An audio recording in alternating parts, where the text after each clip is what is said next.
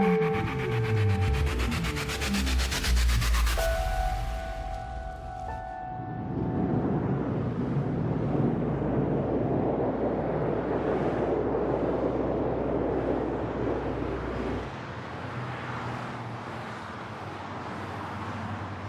was blue skies, a nice day in September. We came to work, nothing particularly outstanding in the news that day. At the Pentagon, I was the assistant building manager. I was responsible from A to Z, lights on, place warm, just about anything you needed done at the Pentagon.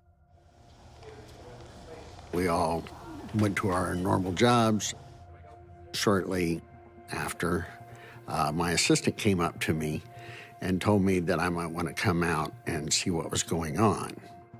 One of the Trade Center towers was smoking on the screen, and she had said it just got hit by an airplane.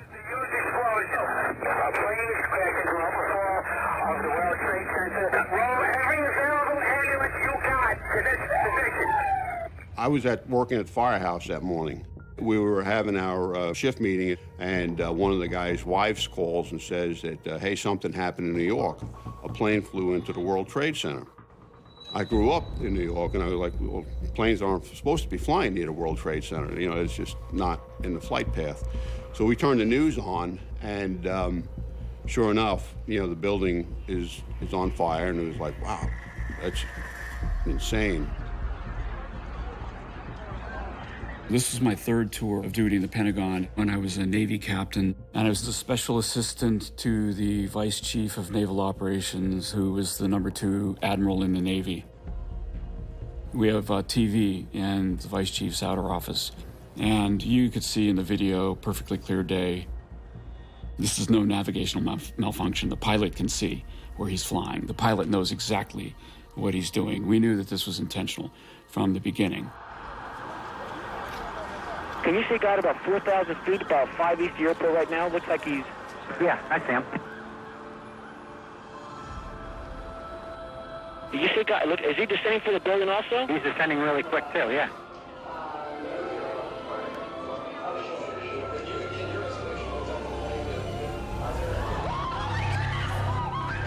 Another one just hit the building. Wow.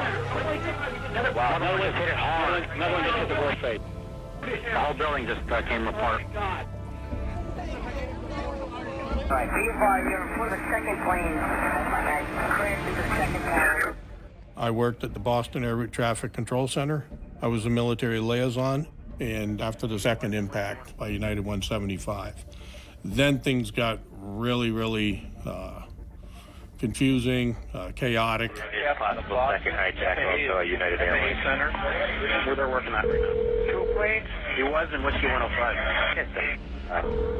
We have an unconfirmed report. A second airplane just flew into the World Trade Center. The feeling of losing control to a controller is like those times just before you fall asleep and you feel like you're falling and then you catch yourself, and it's kind of scary for a half a second.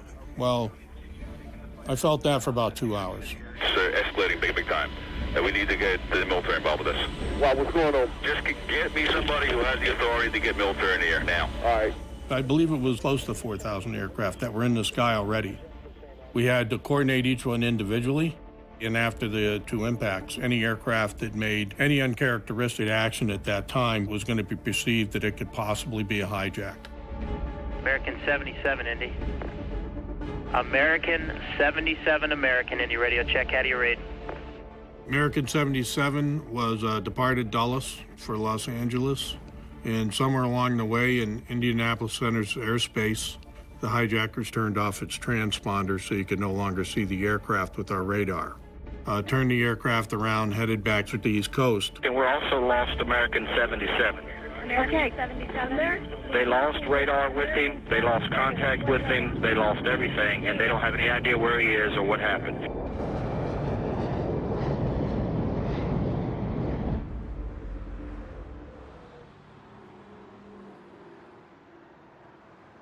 I was a reporter for the Washington Post. My assignment was covering the Pentagon as an installation, a large military installation in the Washington region. We have just been attacked in an act of war. This is the military's command center. And the Pentagon, when it was built, there was criticism at the time that what the military was creating was the world's largest bombing target. You can't really get a grasp for how big the Pentagon is until you see it from the air. The Pentagon, in a way, is 5 separate buildings that are built next to each other. It's these 5 wedges. You also have 5 rings that divide it up further. By any measure, it's the biggest office building in the world. A building with 17 miles of corridors, a 35-acre roof, a building where 20,000 people would go to work every morning. Always chilly in the building. I always have my sweater. The military gives you a black sweater to wear. Told my office mate, Marion, I'll see you. I went off to the meeting that was not far from our cubicle, and Marion stayed in the office, continuing to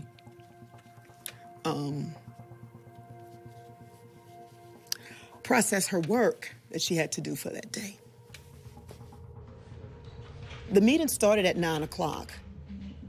And so we had no idea what was going on in the country at that time.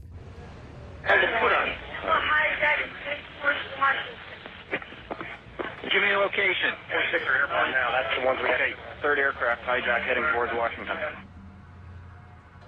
And we get a report that a large aircraft is 6 miles south of the White House. So right away, I'm like, this needs to go to Northeast Air Defense Command. They need to know. Latest report, the aircraft VFR 6 miles southeast of the White House.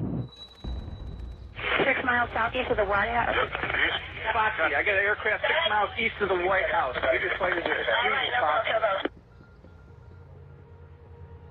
We got a call from the Navy Command Center. I picked it up. It was the duty watch captain, Jerry DeConto.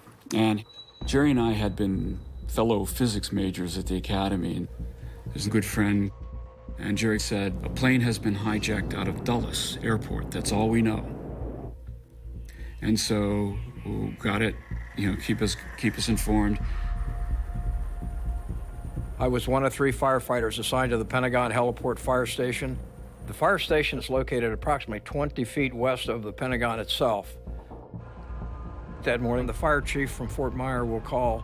He said something like what has happened in New York City could possibly happen in this area. If it did, you would likely be responding to it. My office was on the E-ring, the outermost portion of the Pentagon, the part with windows so you can actually look out. And I realized the White House is very difficult to see from the air. It's not all that big of a building. The Washington Monument, symbolic, but silly. Capitol building would be symbolic, but there aren't a lot of people in the Capitol building. And then I just kind of thought out loud and I said, it's coming here. It's going to hit us. I had received an email from security that advised me there was no change in the security posture and we would be remaining the same at this time, but they would get a hold of me if there was a change. And so we wait for a report from the command center, anything, no, nothing. And I say to my boss, I'm going to go down there. And my boss says, stay put. Let them work. They'll call when they have something. And so I didn't go. We were conducting our meeting, and it got to my turn to pass information out. I went back to my desk and sat down. Suddenly, you hear a sound. It was my turn to speak. That's when you heard a loud noise. And the sound grows in intensity, and you recognize, that's an airliner. A flash or something over to my left will catch my attention. When I look up, I see the airplane. And it keeps getting louder and louder, and you say, is this really happening? I turn my back to the airplane, and I am running. This is not the way my life is supposed to go. Is this how it ends for me? And then before you can really think much more,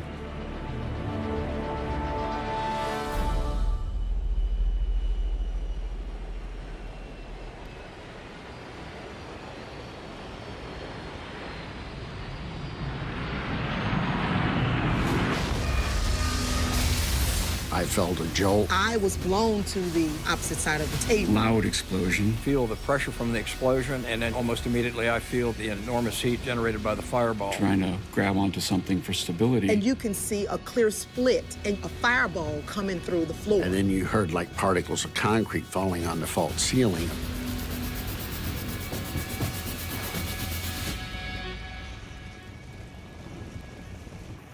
And then you realize, I'm alive.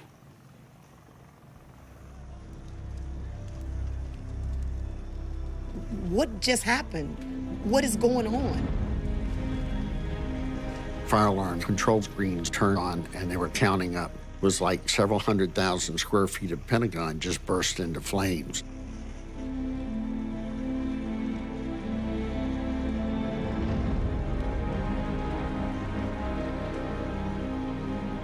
Everything in front of me is on fire. The fire truck is a big blaze. It was nothing but a field of burning debris. The hall outside our office starts to fill not with smoke, but with dust falling from the ceiling. And as I stepped out of the command center, you could see drywall dust rolling down the hallway. It looked like a fog coming in. The side of my face, down my arm, and on my back were burned. But I didn't know that. It was just time to get out of the building. Then the room started to fill up with smoke. You could not see your hand if it's right in front of your face. It was that dark. I will enter the fire truck from the passenger side door, climb over the radio consoles, plop down in the driver's seat. My plan is to take it over where the airplane has struck the building. The fire truck, however, will not move. As a matter of fact, it never moved. The back of the fire truck has got a blaze on it, probably 50 feet high. I and two of the officers in the room run out. There were no people in the hallway. Couldn't figure out why there's no fire alarm going off. We have to get out of here. The closest door that was to me was burning, flaming hot. So I knew not to open that door. I knew windows were on the C ring on the second floor. And that's the way I started to crawl. We're running down the E-ring, and the smoke's getting thicker and thicker to the point where we're having trouble seeing. And then suddenly, the building was missing. There was just a big hole there where there was just a building not a minute ago. I mean, this is the military's command center. You have a building that needs to swing into action to start dealing with this new war. As a reporter, your instinct is to go to the scene. And as I got closer, there was this enormous black plume. In the middle of this beautiful blue sky morning in Washington, you had this ugly plume of black smoke. From where I was standing, you could see these Navy personnel who had come to help pull people out of the damaged area, which was the Navy Command Center. You could see the water between ankle and half calf deep. It wasn't occurring to me, it was jet fuel. The plane struck the building right at about a 40-degree angle. The wings pretty much disintegrated upon impact, but the fuselage blew open a hole in the wall, in the limestone facade of the Pentagon, and the rest of the aircraft followed in and continued all the way through the E ring, the D ring, the C ring. When the plane came through, if you can imagine, a room full of partition furniture, and you have this force coming through there. It's taking all of that furniture and people and everything. This hole were popped out. It was kind of into that area where everything had been shoved into.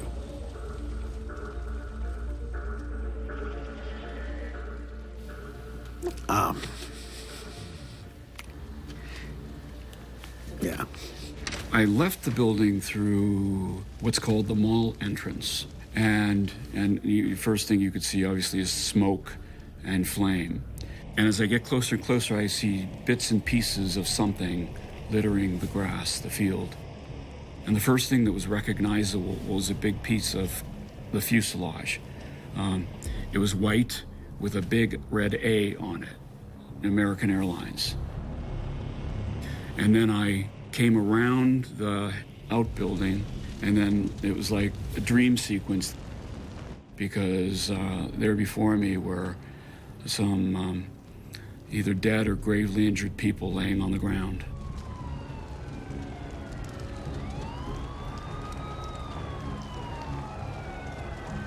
I see the fire truck, and it's on fire. I look, and the fire truck cab door is open, and in there I see what looks to be a body slumped over the steering wheel of the fire truck. And when I run up to him, he kind of sits upright, and I realize he's not dead.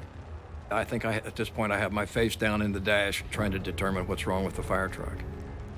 The fire truck will not move. Eventually I will make a radio call.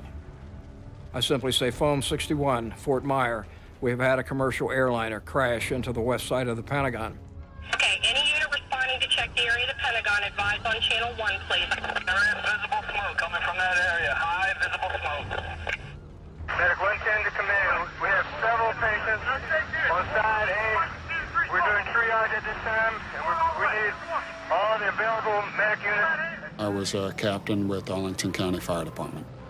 We're stationed at Crystal City. Whether it's a medical emergency, fire alarm, anything, we're the first ones there. When we pulled up, there were a lot of people exiting the Pentagon, a lot of confusion. The instinct of a lot of people who work at the Pentagon is to run to the sound of the guns, run to the smoke, run to the fire. And that's what a lot of people did.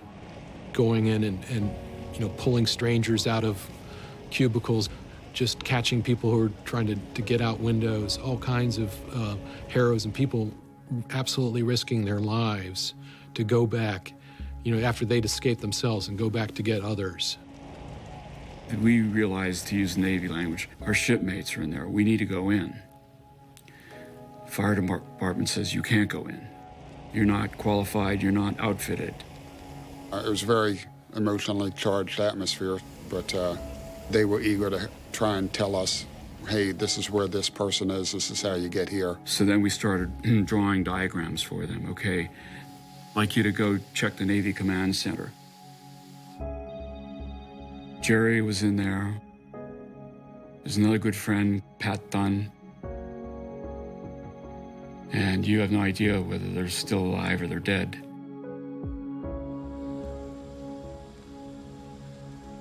That's when we went to work. If they were in an office that was cordoned off, they still might be okay. We entered to the right of where the plane came in.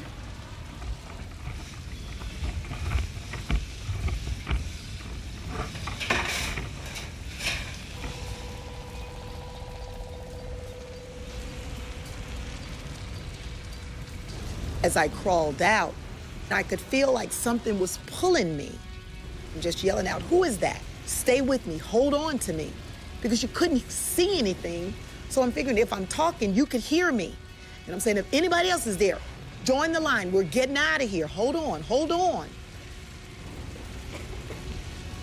I'm talking so much that my mouth is now drying out. And I grabbed my black sweater and I just kind of sucked on it because it's wet, not knowing it was jet fuel.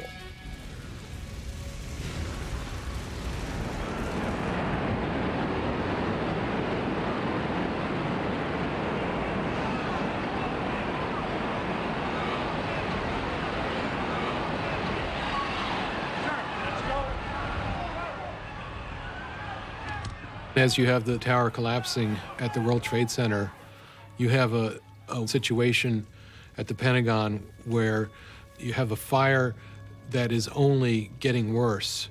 You have an unknown number of victims, people trapped, and it could be getting worse in a hurry.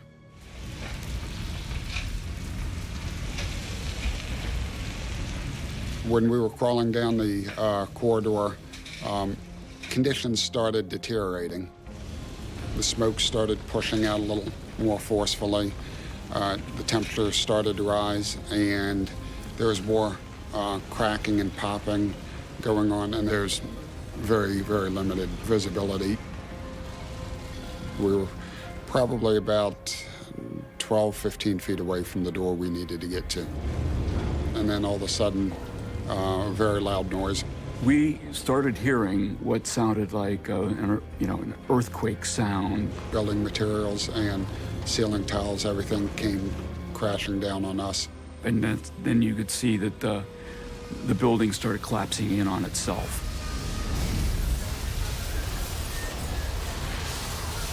In 301 to command, we have had structural collapse on the heliport side. I think we have structural collapse next to the heliport. Very loud noise, a lot of debris falling on us. Was concerned that we weren't going to make it out. Did one of the crew get injured or killed? But you know there's more people in there. You wonder how far this collapsing is going to progress. Are adjacent walls going to tumble in? Are they trapped? What's going on? When people were looking at the building, on television cameras, that gash looks quite small. It looks almost like a pinprick. But in reality, the sheer size of the destruction was equivalent to a large shopping mall. It was an absolutely horrific scene.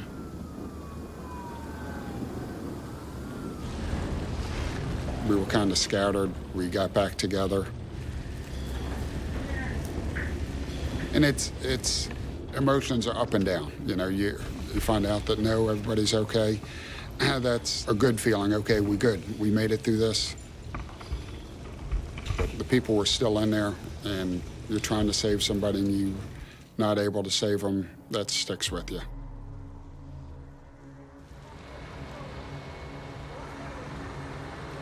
You just have a very tenuous situation at the Pentagon at a time of great chaos, uncertainty, fear, and unknown.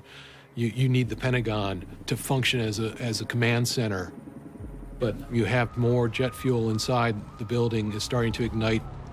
You have an unknown number of victims, people trapped. An enormous rescue operation is getting underway with more and more first responders, urban rescue type personnel. Primary goal of a recon team is to find victims that are trapped, that can't get out by themselves. Our mission is to find them and assist the rescue team in removing them safely from the building. When they're going into the building, I have to help assess what's going on with the structure. Is it safe to go into this particular area? And try to help them find the safest way to do their job. And as we were driving in, the building's still on fire. Smoke was the thing I remember, and the closer we got, the more we could see. As we arrived, we could see the street lights that had been hit by the plane on its way in. So this is the first visions that we see of the Pentagon. I was feeling anxious about what I'm going to do, what I was going to be asked to do, because I didn't know if I was ready. I had no field experience whatsoever, and it looked like it was a very intense situation. And at this time, we've got people who are coming out of the Pentagon who are injured. Yeah, I was running on adrenaline during this period of time. I had this kind of tunnel vision thing where I don't remember things that were happening on the periphery. I only remember exactly what I was staring at, like I was looking through a soda straw. I thought I saw a movement inside this door where the smoke was billowing out. It was a woman, and we half lifted, half dragged her out of the building, and she was one of these where her skin was coming off in sheets. You want to grab her arms, but as you do, the skin comes off. And so then you think, oh, I gotta let go, but wait, no, we gotta get her out. What do I do? So you just do the best you can, grab clothes, grab whatever you can. The first ambulance pulled up, and you call them over and you need oxygen. Guy pulls out one oxygen bottle. You've got 5, 6 people laying down on the side of the road here. Who do you give it to?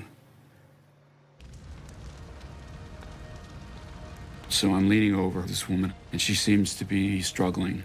And she says, am I gonna die? And I said, no. What's your name? And she said, my name is Antoinette. And I said, you're not gonna die, Antoinette. We got a helicopter coming. We're gonna put you on it. And so we carried her up to the helicopter and put her in, and I yelled at her, I'll see you in the hospital. And actually, it turned out I'd never got to see her in the hospital. She died before I was able to visit her.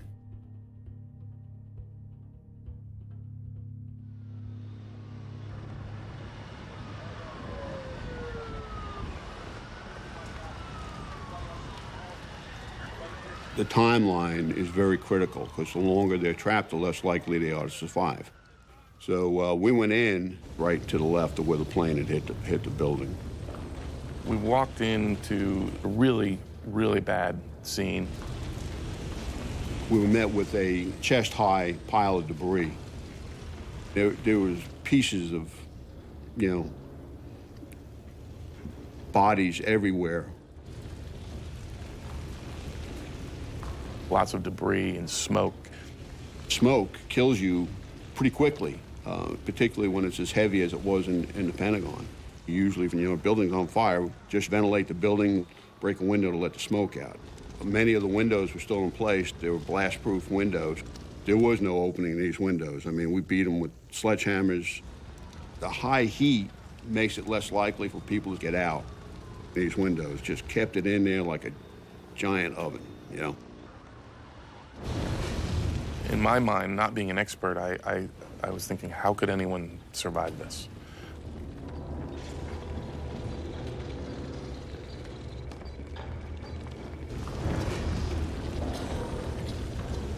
We continued to crawl. We knew we had to leave to get out of there.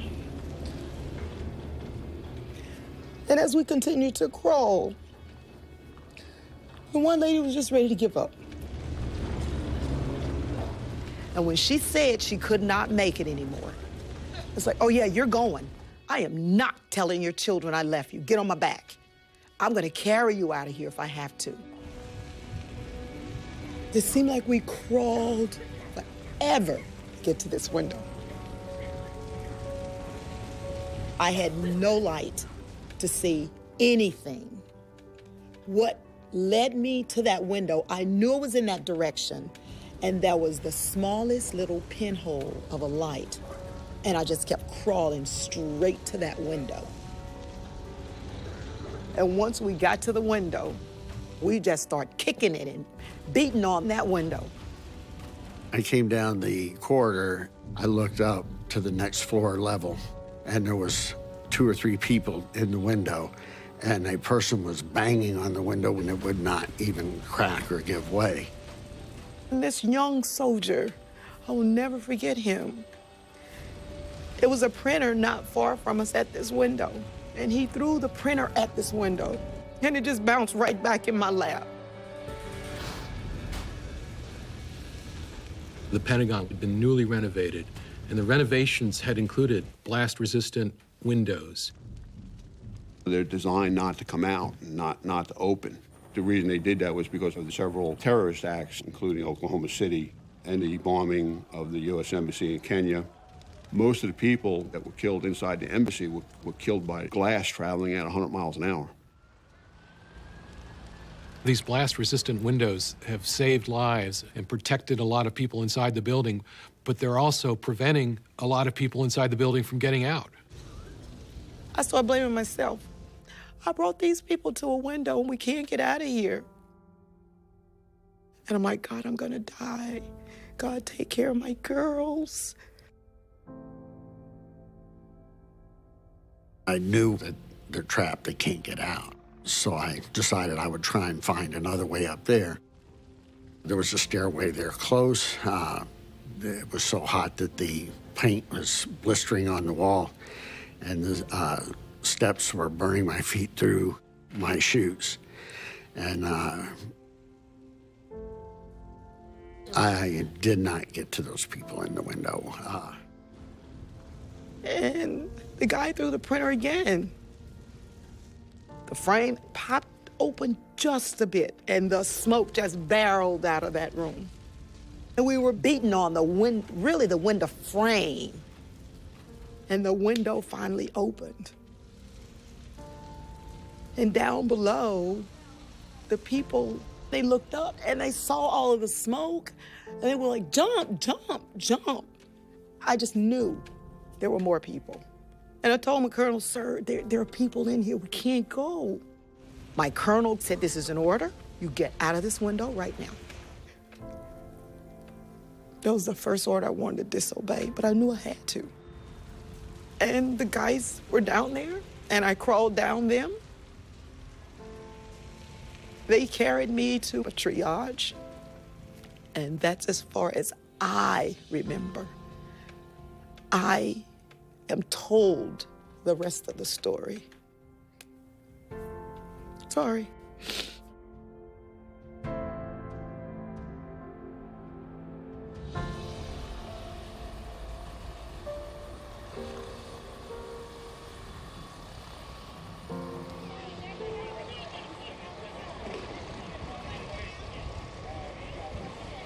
I'm trying to find out about, the people inside the building, what's going on with rescue attempts.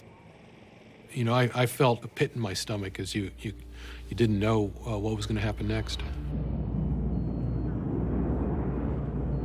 Okay, United 93 is 29 minutes out of Washington, D.C. 29 minutes out of Washington, D.C. and tracking towards it. We needed fighters up in the sky as quick as we could. They were basically just the two F-15s at Otis and the two F-16s at Langley that were available. But you just can't call up and say, hey, I need some of your planes. The protocols on 9/11 were designed for a different purpose. It was done through the FAA channels, back down through the Pentagon, through NORAD, and back to the military, so they could prepare for probably an act of war. But an act of war where enemies were attacking from outside the boundary. They weren't designed for an internal strike. They just didn't work under these conditions because nobody was prepared for what happened on 9/11. So we were trying to get them off the ground as fast as we could.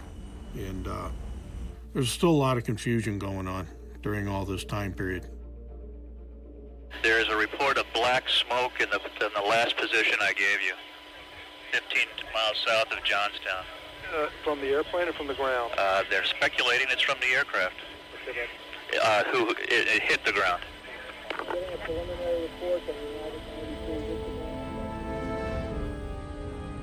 We had found out later that United 93 had gone down in a field in Pennsylvania.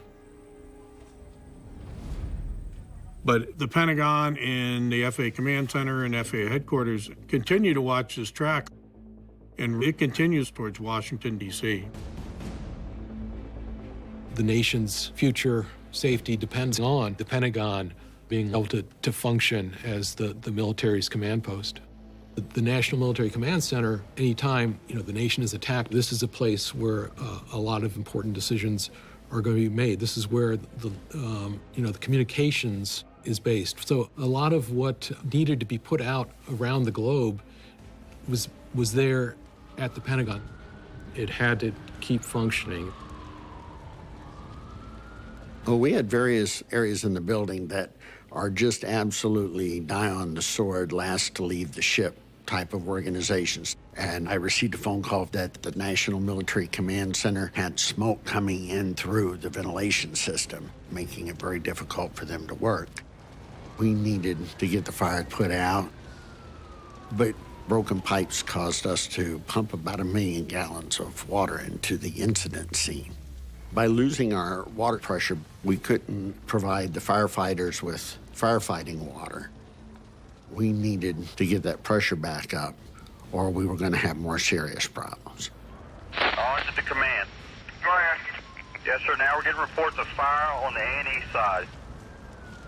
Fighting a jet fuel fire is completely different than fighting an office building fire. The jet fuel burns a lot hotter than your normal combustible material, and it was everywhere. The fires continued to pop up because it was hot enough in there for things to reignite. It was happening all over the Pentagon.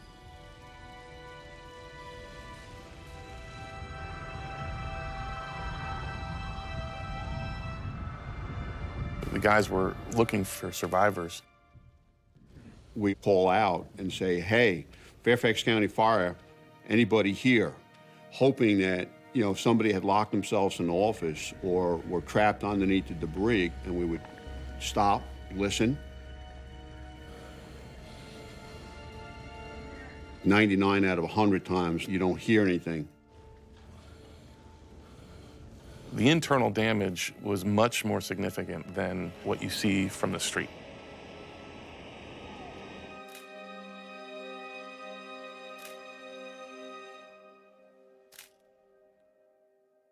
I had to remember to focus on my job because I sometimes would get stuck on thinking about the horror of what's going on around me. Those of us that were working inside realized that we're not likely to find anybody else alive in the building.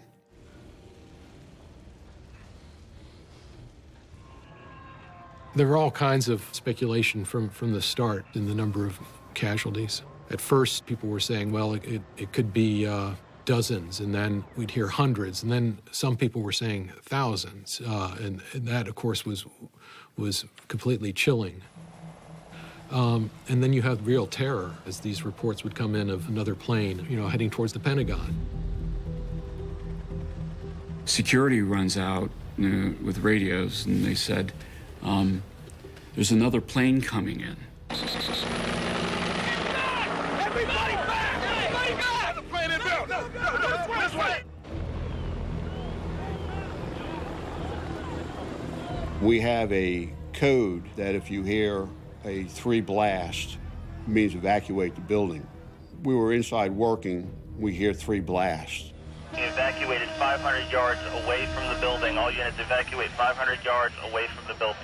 Based on the Twin Towers, a second plane into the Pentagon made sense. And we got to get these people out of here, you know. And so we stuffed these ambulances with as many people as we could fit in them.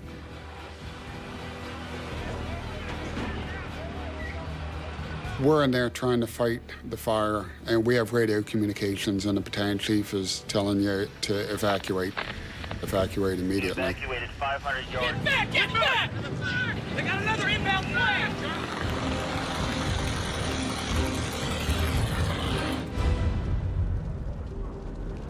It was a cascading, one seemingly bad thing after another after another. We were advised by security over our radios that we had 3 additional airplanes inbound with an ETA of about 20 minutes to impact at the Pentagon. You still had the fire threatening the National Military Command Center. That's why the Arlington Fire Chief wanted to evacuate. But you know, they were essentially refusing to leave. There was also fire on the roof that was threatening the antenna complex, which a lot of these communications were based. We knew we had to close off the pipes down in the tunnel to get the water pressure back up to restore these systems. So we had to make a big decision at the time. 6 of us stayed in the Pentagon and went down into the steam tunnels to start isolating chill water piping, steam piping, and all necessary to start building our water pressure. These weren't warriors, these weren't combatants. These were plumbers, pipe fitters, electricians. They're just normal, everyday people, and these people did not hesitate. When we went down them, they were full of smoke where you couldn't even see. I was using the armpit of my suit coat to bury my face into to try and breathe through the material to cut down on some of the acrid smoke. And all the time you're hearing the radio go off, estimated time to impact, 17 minutes. Estimated time to impact, 11 minutes, 9 minutes. Battalion 301 to command. All units on the fire ground, evacuate the building and reposition. All units respond. Additionally, 500 yards from the scene for safety purposes. Course 50 direct. We don't know why we're being evacuated at first. And we get to the center courtyard, and they say that there's another plane inbound, and it's going to hit the Pentagon in 2 minutes. Captain Hannon and 4 DC guys are inside. I'm attempting to get them out now. They are not out yet.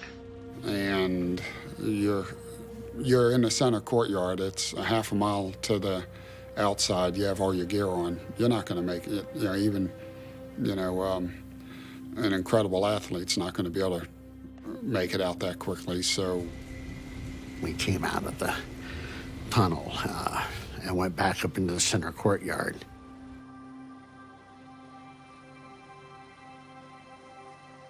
There was this big tree right there, so I knelt down, said a prayer. And about that time is when we started hearing a rumble. Remember feeling a lot of comfort because as I looked left and right, there were a lot of other people on their knees. And it was coming louder and louder, and I remember just every hair on my body standing up on end.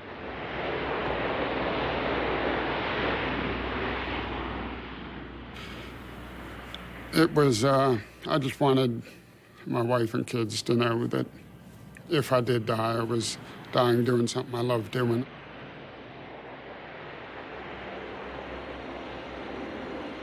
You couldn't tell what direction it was coming from, and it just kept getting louder and louder.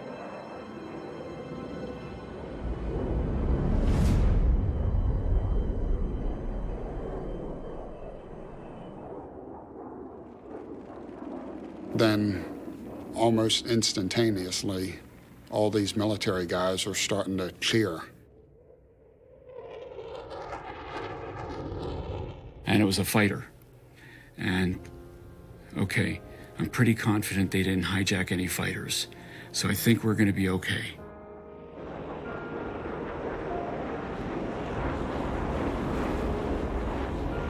After I seen it pass, it went from being the most horrific moment in my life to probably the most relief I felt. I felt a great exhale, and I said, I don't think anything bad's going to happen next. He came over, dipped his wing, and then, was like, "Oof, now we're safe. Now all we have is a fire to fight."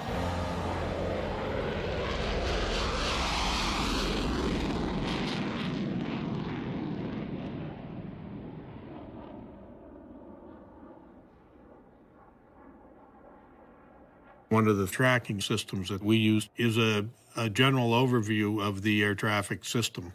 However, what it's showing is not live traffic. It's showing traffic based on history. If an airplane crashed or if an aircraft had impacted the ground, the system would continue to show that aircraft on its last route of flight. So they're trying to put fighters to go up and intercept it. They're launching for a ghost. The aircraft doesn't exist. And this created a lot of issues that day.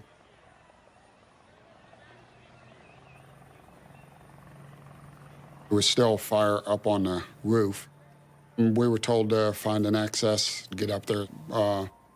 We stood at the peak and we looked out over the devastation and couldn't believe we were actually seeing the Pentagon in this condition.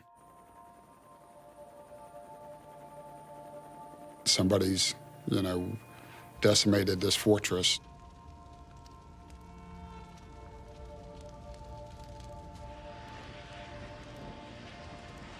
Early afternoon, I got a call on my cell phone, which kind of surprised me because nobody had my personal cell phone number. And lo and behold, it was the Joint Staff Office calling, asking if the building was stable, if we thought things were under control.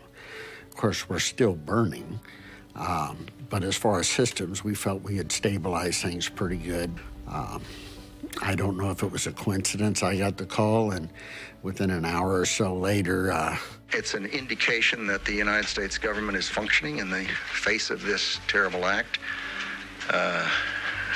against our country. I should add that the briefing here is taking place in the Pentagon.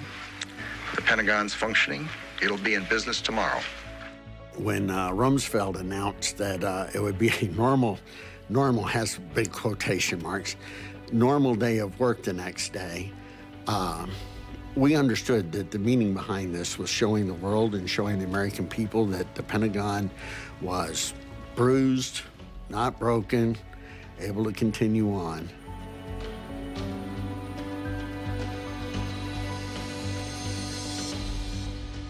We had that same feeling that it was important to us that the Pentagon was not broken. We would continue to go. What do? Tuck tail and leave? No, we're gonna continue to work. We're open for business.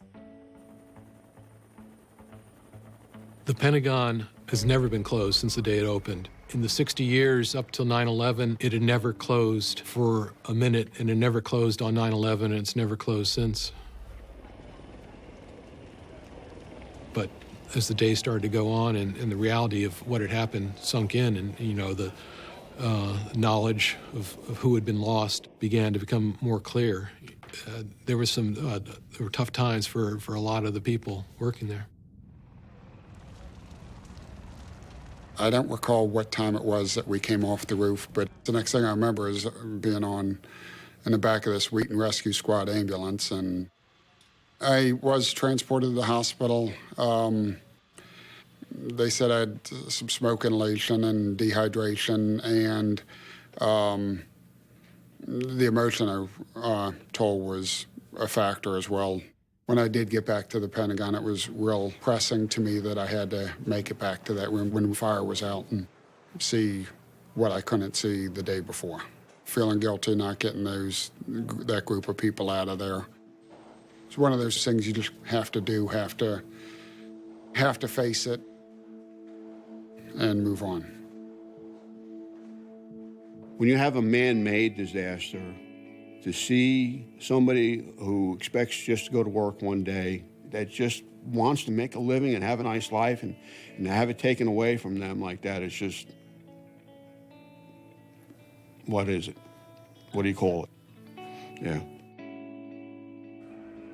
I do feel if the fire truck would have been responsive as it should have been, it would have made a difference in the fire, the spread of the fire. And it might have made a difference in somebody else's life, allowing that person to. But it just didn't happen that way.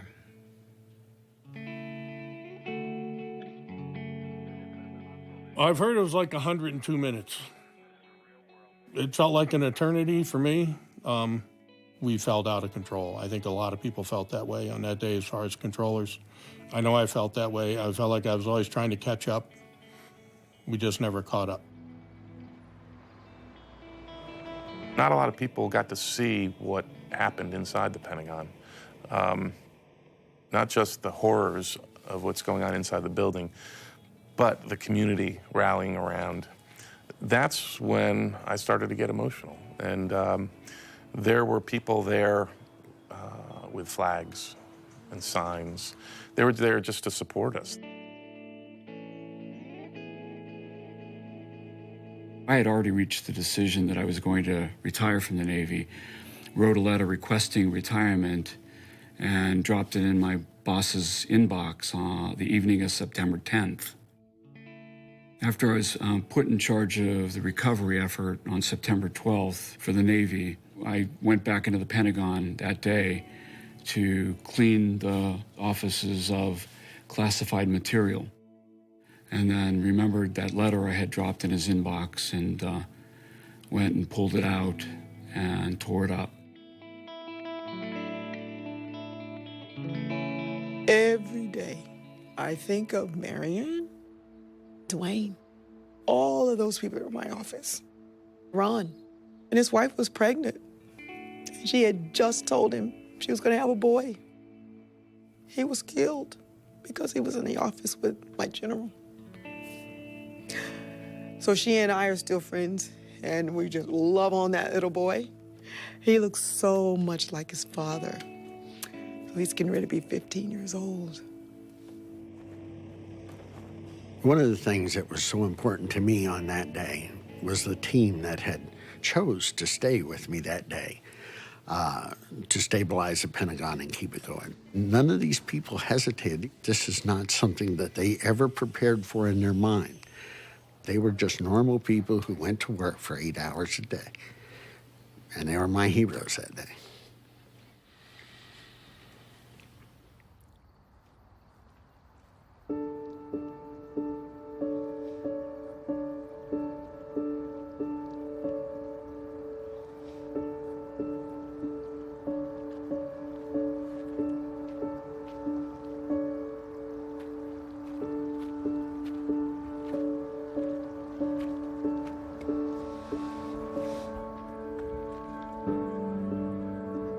This is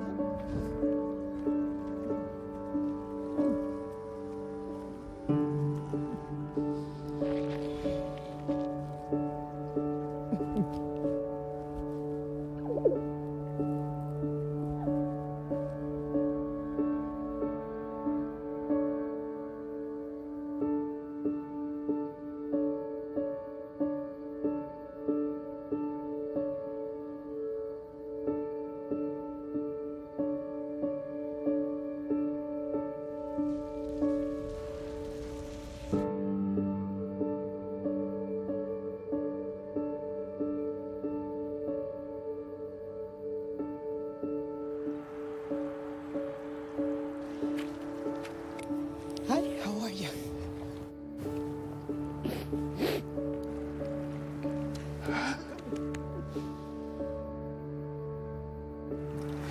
For 14.5 years, I didn't know who you were and whether you were alive. When I walked up and looked up, and there you were, and I thought that you didn't make it because you couldn't break the window out. Well, we tried to take everything we learned to maximize the chances of people getting out of the building. Yeah. Because I never wanted to look up at a window and see some...